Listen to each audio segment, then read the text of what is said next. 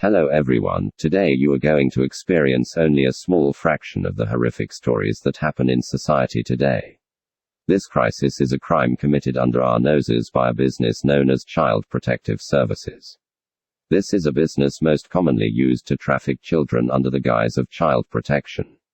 It is a business funded by the government under the Title 4D section of the Adoption and Safe Families Act of 1997.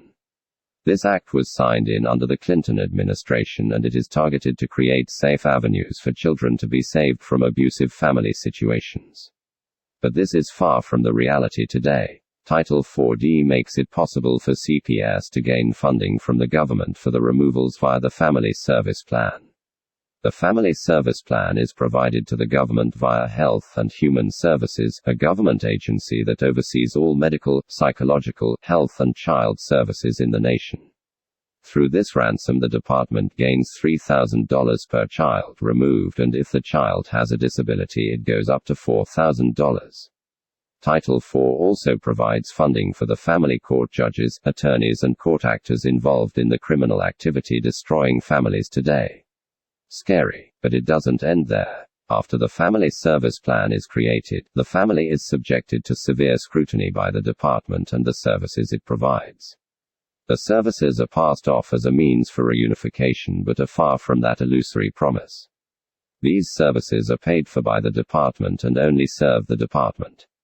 In many cases, such as drug-related removals, they will fabricate false positives or evidence which in turn supports the department's agenda, further allowing the department to hold the children hostage. Therefore, when the final trial happens in family court, the parents' rights gets terminated, the parents get billed for services rendered, and the children get adopted never to see their families again. Now you may say, if the parents weren't so bad, the department would not remove them. In fact, if the department focused solely on the bad parents and on the children who are abused or are in legitimate danger, then the department would only make a fraction of what they make annually. In fact, Texas DFPS made $2.6 billion for the fiscal year of 2019. However, DFPS made $2.2 billion in August of 2020 in just the 1 month alone. McLennan County, Texas removed 2,078 children in 2019, while other counties such as Hill County to the north only experienced double-digit removals. Now, per capita states that McLennan at the time had 150,000 residents in their county at that time. Now ask yourself, could there be 2,078 parents horrible enough to remove that many children in 1 year alone? McLennan County has one city and several towns. Mainly Waco is the heart of McLennan County, but takes cases from towns such as Belmead, McGregor and Woodway. Problem is that with this information, could you honestly say that 2,078 families are so bad that it requires removal? Could 2,078 parents be so bad that it would require removal of children under immediate danger circumstances? Every time a report is made, the child protective investigator arrives without a warrant, only to make the parent believe that they have the authority to enter the premises, interview or remove the children. Without a warrant, the social worker has no power over you or your child unless you give consent. They will trick or coerce you into signing a document that allows them to take your child like a receipt of delivery.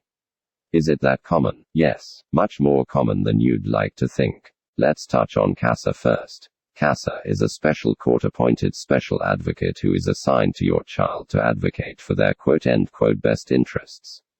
They are supposed to listen to your child about what they want or need in their interests, assess their requests and speak to the court on your child's behalf as an advocate should. But this is far from the case. In a case in 2019, an advocate supervisor took the children's case in family court. She colluded with the guardian ad litem to suppose the state interests to keep the children from the parents at any cost necessary.